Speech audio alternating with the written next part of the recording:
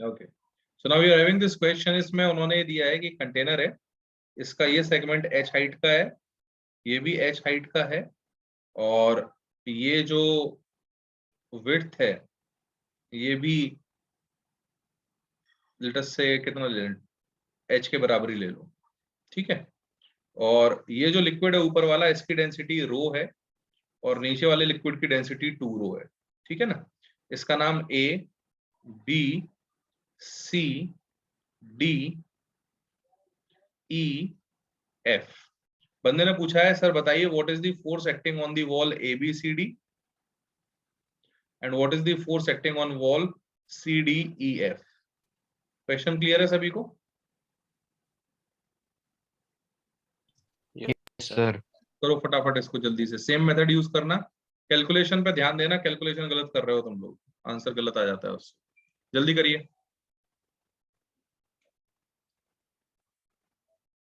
Sir closed है ना container? हाँ क्लोज्ड है।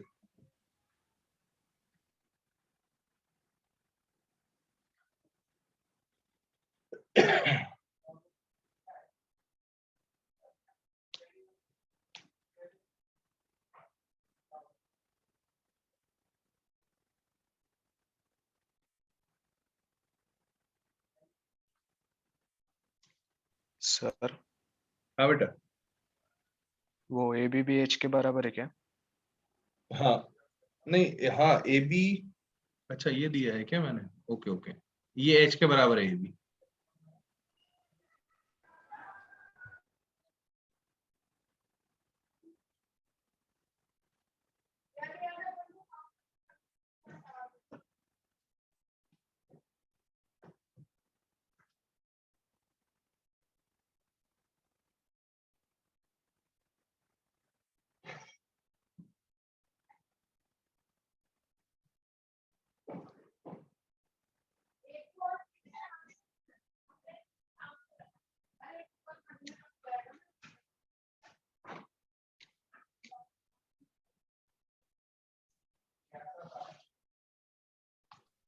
रो जी एच क्यूब बाय 2।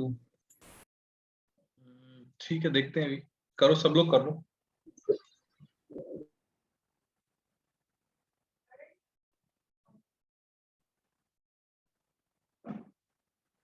पहले ABCD सॉल्व करके बताओ मुझे जल्दी। वो रो GH क्यूब बाय 2 आता सर। हाँ ठीक सर, है, ABCD का रो GH क्यूब बाय 2। हाँ सर मेरा भी वही आया। सब लोग कर लो सब लोग, कईयों के आंसर अभी तक आए नहीं है।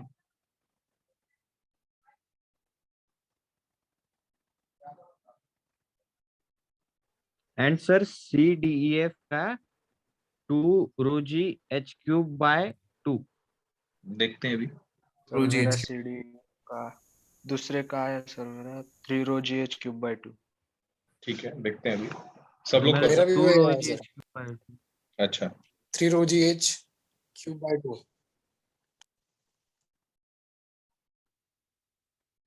देखो ABCD में तो सीधा सीधा टॉप मोस्ट पॉइंट ये है और बॉटम मोस्ट पॉइंट ये है ना। तो अगर मैं PA लिखूं हाँ सर। प्लस PD लिखूं अपॉन 2 कर दूं तो काम चल जाएगा। और वर्टिकल प्रोजेक्शन ऑफ एरिया कितना है? ये है H और ये है H, so this will become H square. आया ना? हाँ अगर इसको यस सॉल्व सर। करोगे तो PA आ जाएगा सीधा सीधा 0 प्लस PD आ जाएगा आपका rho G H whole divide by 2 into H square. So final answer will be rho G H cube by 2। ये तो सही आ गया, सबका सही है यस ये, सर। सबको क्लियर है? हाँ सर। हाँ sir. Yes yes sir. Sir. चलो CDEF की जब हम बात करेंगे तो CDEF में अब ध्यान से देखना, सर इसके मैंने अंदर वो हाँ पहले इसमें 0 नहीं लिया था, क्यों? मैंने सीधा rho GH by 2 into H square ही किया। अरे तो एक ही बात है ना, वो रोजी H/2 वही कहाँ आता से है आया? फिर वो। A0 लिया तभी तो आया ना फिर ये 0 क्यों लिया आपने? भाई। A का प्रेशर क्या होगा? कंटेनर अच्छा क्लोज्ड है। अच्छा, हाँ ओके। हाँ समझे कि समझा। नहीं? Yes sir. अच्छा आप सुनो, ये थोड़ा इंटरेस्टिंग है। यहाँ प्रेशर डी का लेंगे, फिर प्रेशर ई का लेंगे और होल डिवाइड बाय 2 करेंगे, इनटू एरिया जो रहेगा वो सीधा सीधा एच स्क्वायर ही आएगा। इसमें कोई टेंशन नहीं। यहाँ तक कोई दिक्कत है? No no sir. Sir. No sir. अच्छा, तो जस्ट टेल मी डी का प्रेशर कितना आएगा? Rho G H. Rho G H. Rho G H. Correct. और ई का pressure? 2 rho G H. 2 rho G H. यही गलती करते हो भाई साहब। 2 रो जी एच सर का वो मतलब हो गया कि रो जी इंटू 2h। यहां से पहले यहां तक आओ, सर फिर यहां तक आओ। तो यहां से यहां का प्रेशर आएगा रो जी एच प्लस, और नीचे आओगे तो कितना हो जाएगा? 2 रो जी एच। अभी क्लियर हुआ या नहीं? हाँ। हाँ, good Chinmay. Yes 3 sir. Rho G हाँ एच। Yes sir. करेक्ट। तो एवरेज प्रेशर अगर निकालोगे तो yes this will sir. Come out to be rho G H plus 3 rho rho G G H H plus divide by 3 2। Rho G H. ये 2 rho G H आ जाएगा। Rho G H. Correct. Yes sir. Yes sir. Force on CDEF will be 2 rho g h into h square, यानी 2 rho g h cube. Answer to this question. Clear है आप सबको? Yes sir. Yes sir. हाँ sir. तो इसमें generally pressure निकालने में गलती करोगे तो ही सवाल गलत होगा, अदरवाइज ये सवाल बहुत आसान हो जाता है। I hope this is very clear now. Yes yes sir. Sir. चलो ठीक है।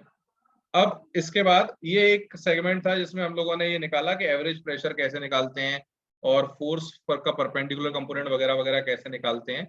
अब हमें जो सीखना है वो इस चैप्टर का सबसे इंपॉर्टेंट हिस्सा है, जिसके ऊपर काफी सारी चीजें आपको सीखनी होंगी। And the topic is Archimedes principal. एक second रुकिएगा।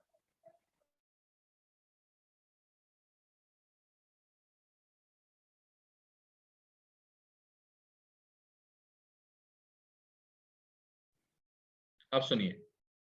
So the topic which we want to discuss is Archimedes principle.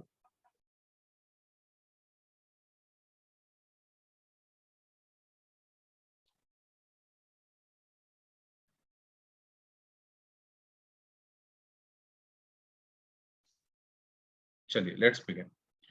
So Archimedes was one of the finest genius of his time, ऐसा कह सकते हैं हम।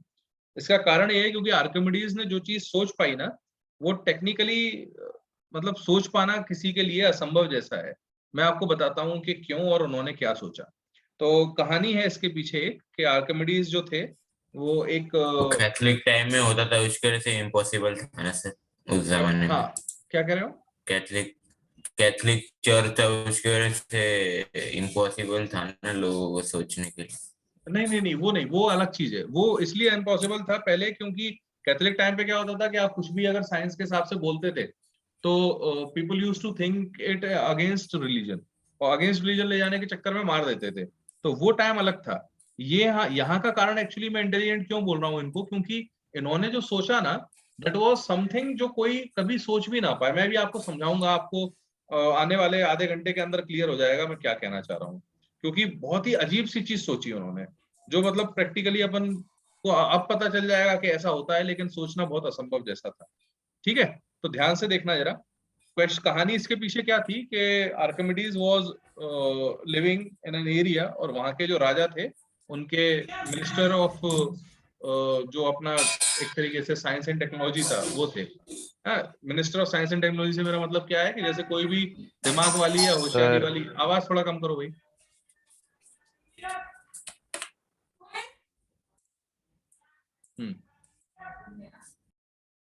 कोई भी दिमाग वाली या कोई भी ऐसी चीज जो राजा को लगता था कि उसको काउंसिल से डिस्कस करना चाहिए, वो इनसे बात करते थे। तो he was one of the council of the ministers. Correct.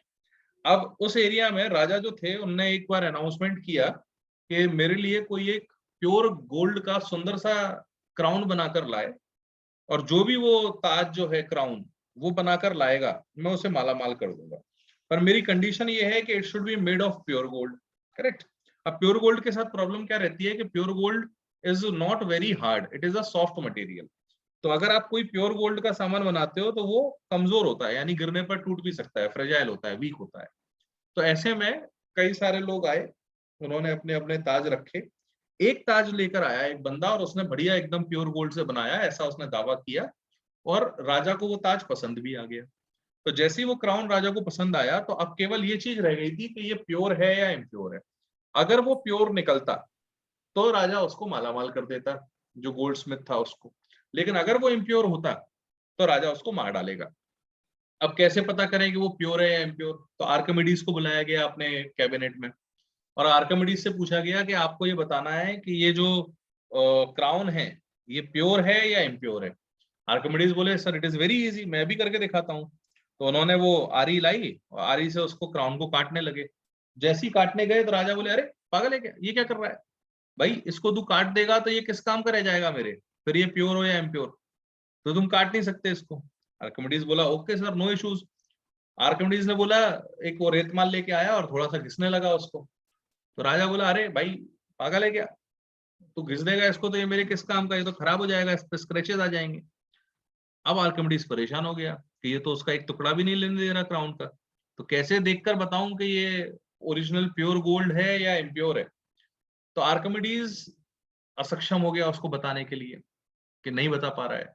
लेकिन राजा आप जानते हो उस जमाने के बड़े खराब होते थे, अगर मिनिस्टर कोई प्रॉब्लम सॉल्व ना कर पाए तो इसका मतलब वो मिनिस्टर किसी काम का नहीं उनके लिए।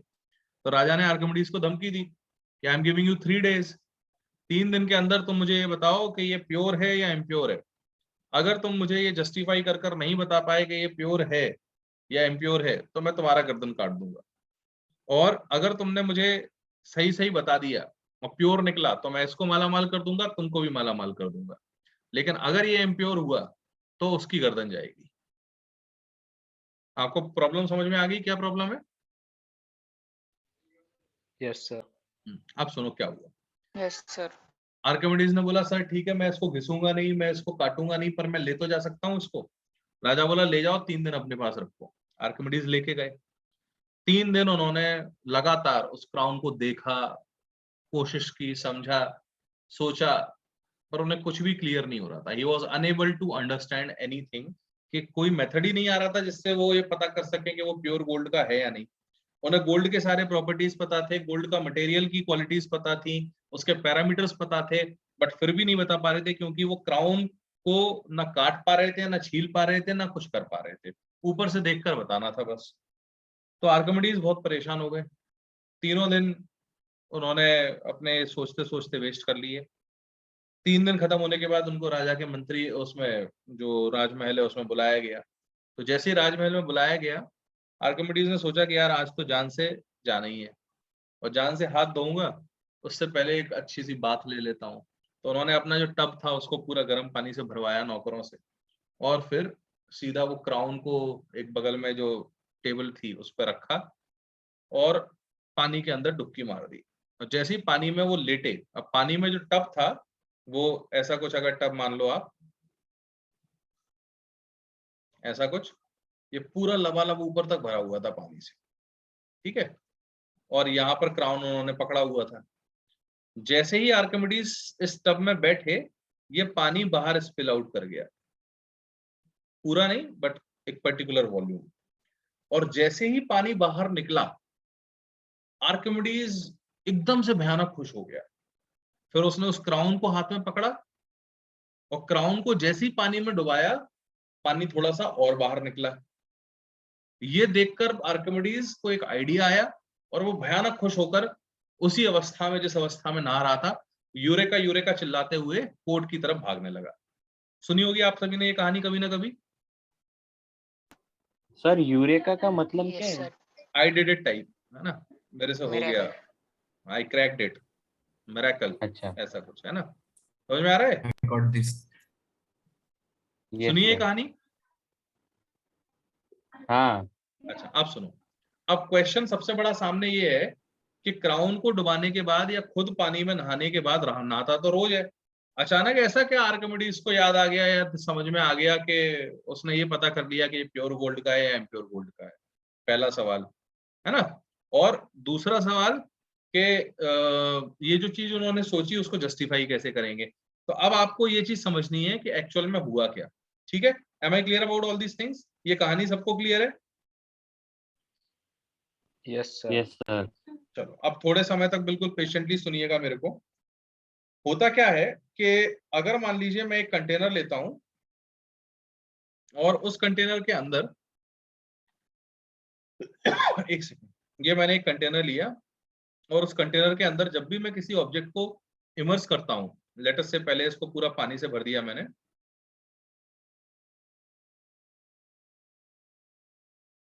ये रहा, ठीक, पानी पूरा ऊपर तक भरा हुआ है इसमें एकदम लबालब, ये रहा टॉप मोस्ट पॉइंट तक।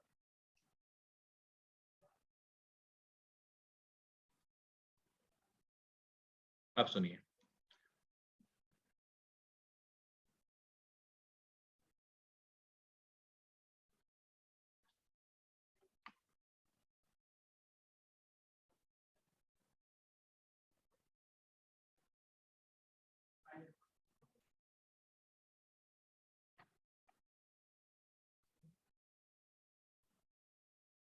ये देखो, ये एक उन्होंने छोटा सा सर्कुलर ऑब्जेक्ट जो है स्फेरिकल, वो इसके अंदर रख दिया और जैसे ही इस ऑब्जेक्ट को इसके अंदर उन्होंने पुट किया, अब इस ऑब्जेक्ट का जितना वॉल्यूम है उतना लिक्विड यहां से बाहर लीक करने लगता है या एक तरीके से ओवरफ्लो करने लगता है। आप समझ रहे हो मेरी बात?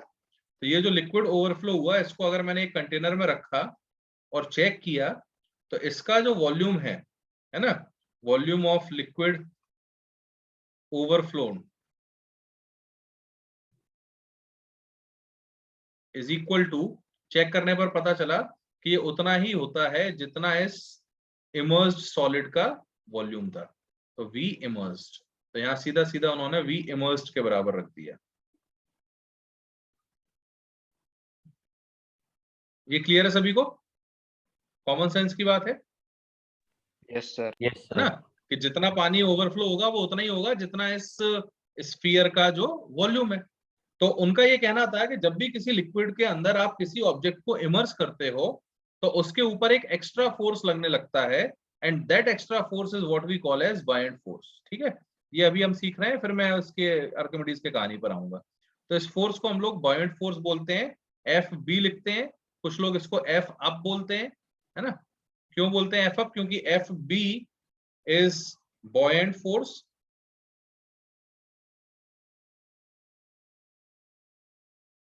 और कुछ लोग इसको एफ अप बोलते हैं, यानी अप थ्रस्ट, बात एक ही है। ठीक है, तो हम लोग बॉयंसी को सीख रहे हैं।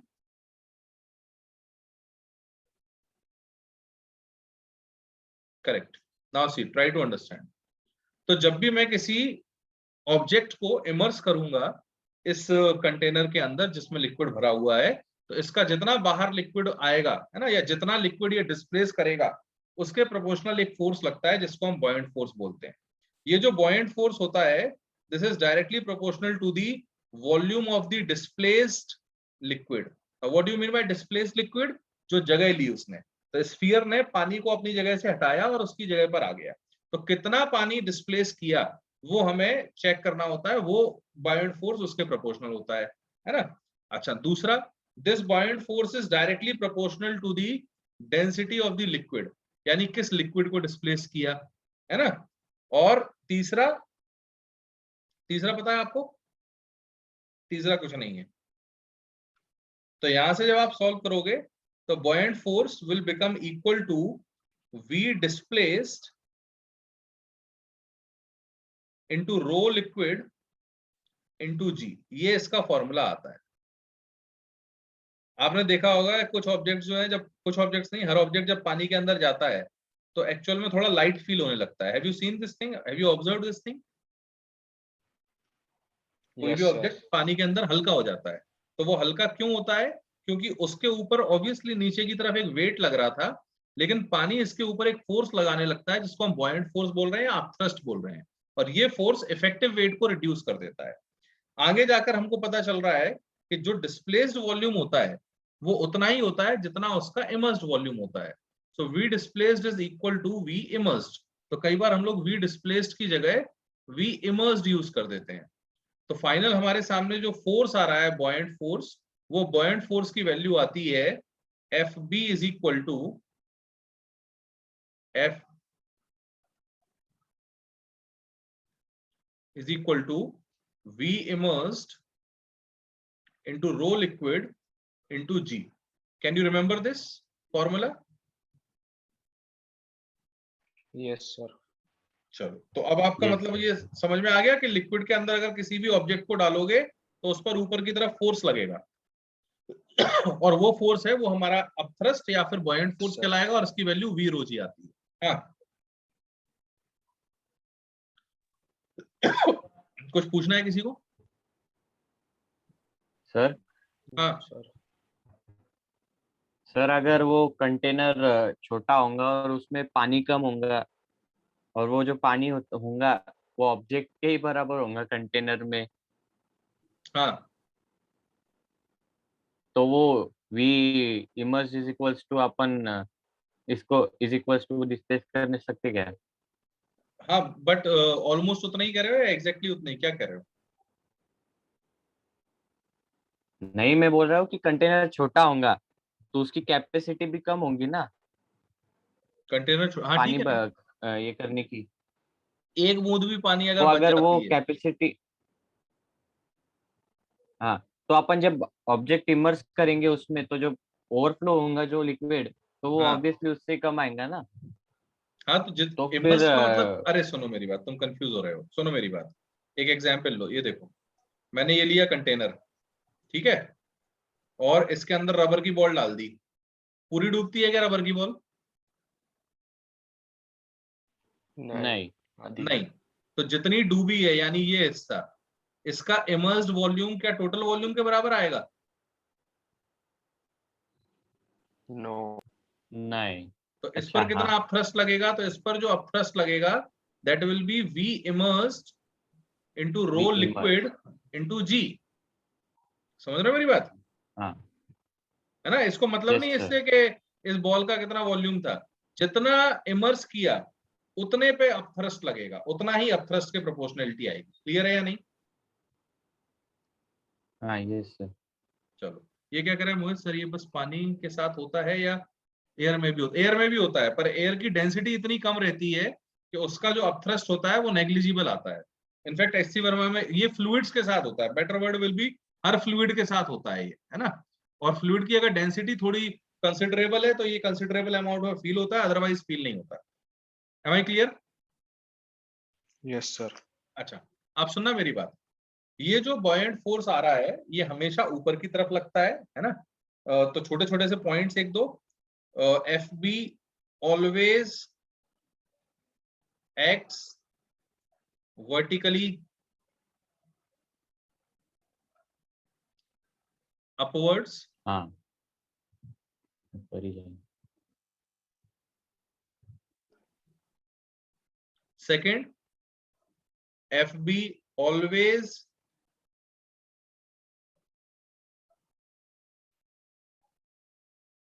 acts at center of buoyancy। what do you mean by center of buoyancy? ये मैं आपको बताता हूं। जैसे मान लीजिए एक ऑब्जेक्ट है वो ऐसा है, ठीक है, पानी के अंदर रखा हुआ है, और एक काम करते हैं, ऐसा कहते हैं कि ये वेरिएबल डेंसिटी का ऑब्जेक्ट है। Now what do you mean by variable density? कि ऊपर से नीचे तक इसकी डेंसिटी जो है वो लगातार बदल रही है, ठीक है? अरे तुम्हें मेरी बात समझ में आ रही है कि नहीं? Yes yes sir. Sir.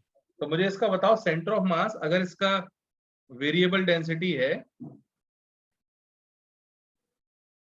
Centre of मास किधर लगेगा इसका?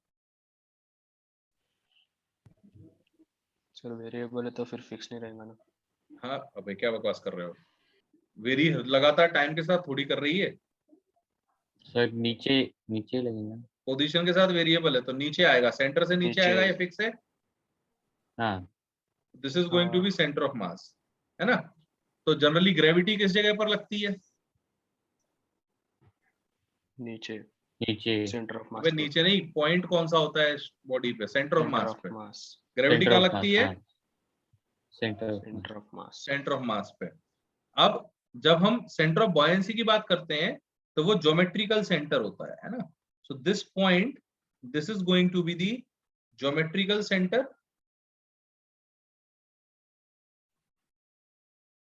और इसी को हम लोग बोलते हैं सेंटर ऑफ बॉयंसी। क्लियर है ये? Yes sir. हाँ यहां लगती है बॉयंट फोर्स। क्लियर है ये? बॉयंट फोर्स कहां लगता है? सेंटर ऑफ बॉयंसी पे। और mg कहां लगता है? Centre of mass. Centre of mass. In general centre of buoyancy और सेंटर ऑफ मास सेम आते हैं। इन जनरल दोनों कैसे आते हैं? सेम। सेम आते हैं। ठीक। Yes sir.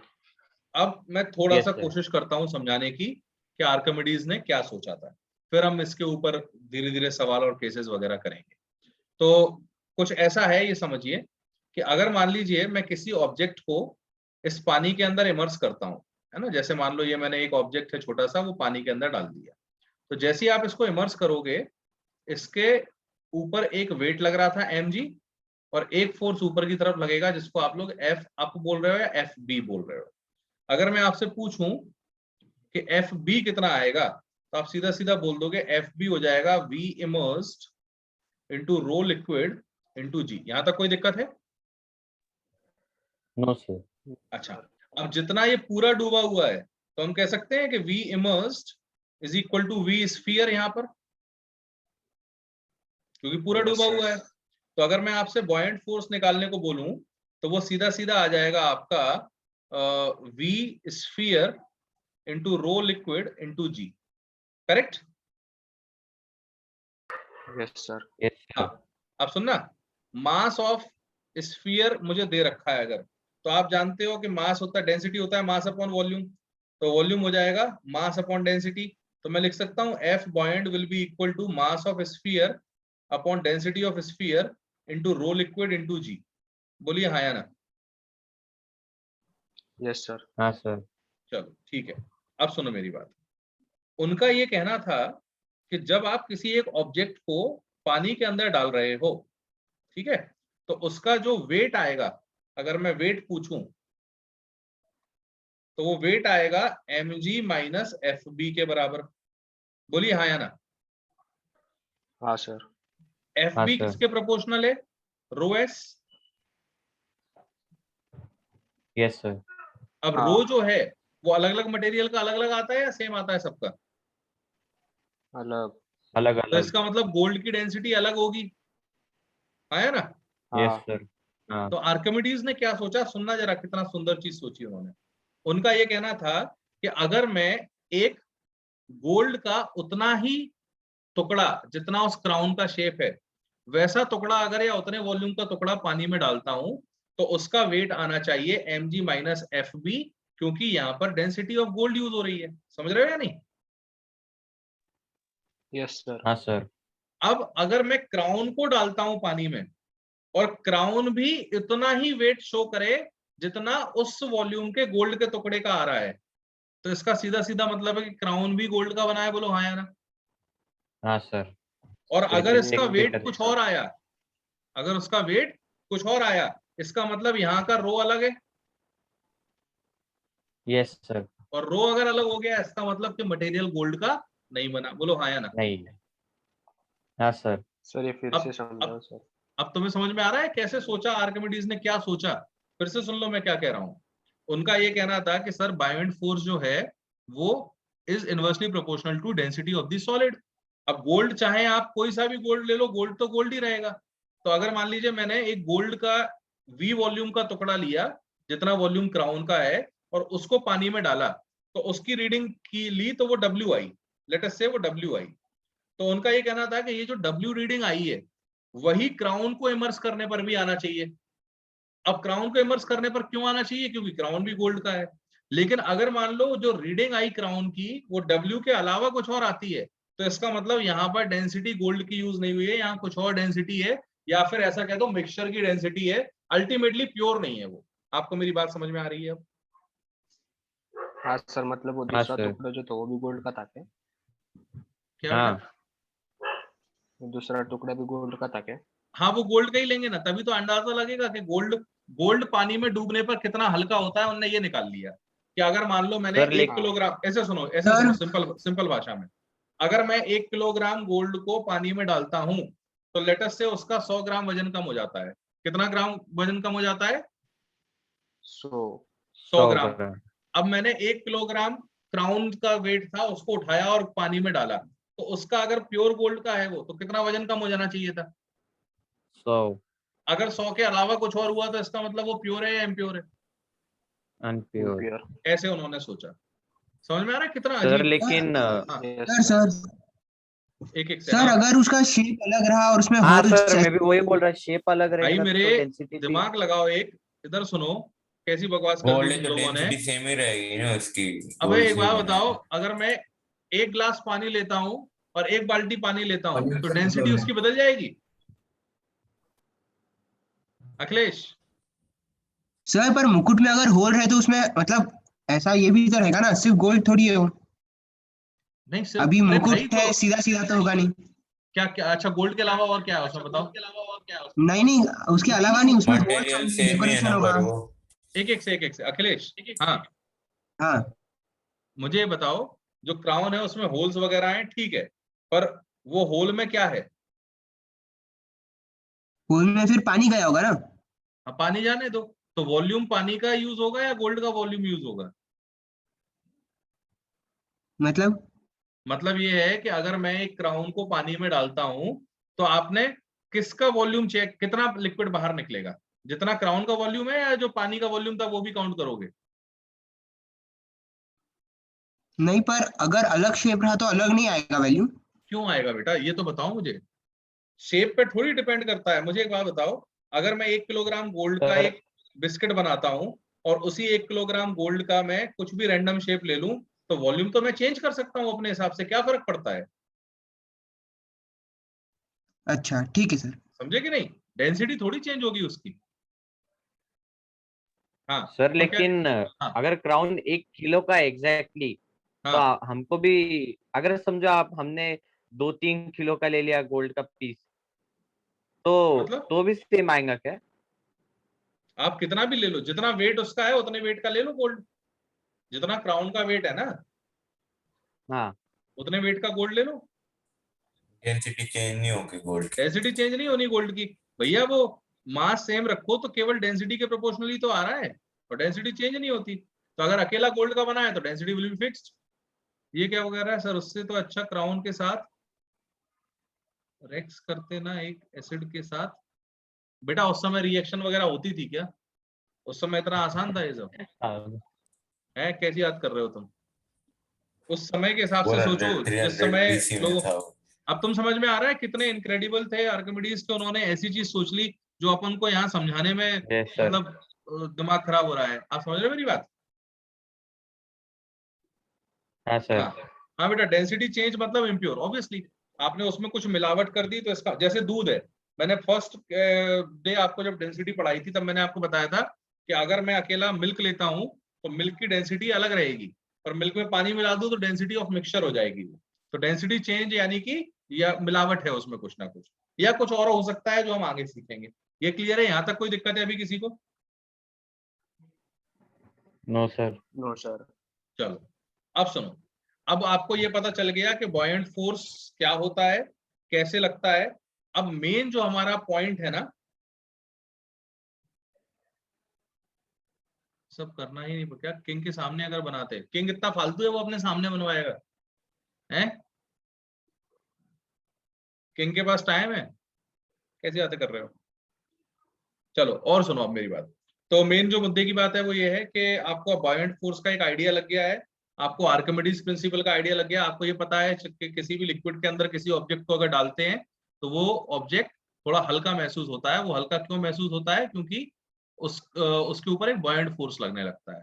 अब ये बॉयंट फोर्स को कैसे कैलकुलेट करते हैं, अलग अलग केस में अलग आता है या क्या होता है, वो सब चीजें हम डिटेल में देखेंगे नेक्स्ट लेक्चर में। ठीक है, अब क्लियर है? सर लास्ट साइड का स्क्रीन। हाँ सर। चलो इसका स्क्रीनशॉट ले लो जल्दी से, page number 1,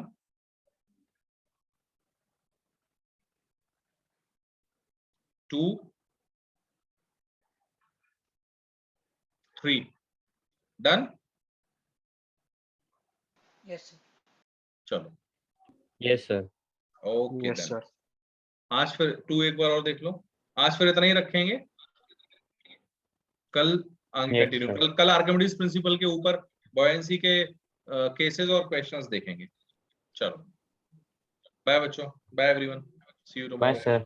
bye bye sir Bye, sir. Bye bye.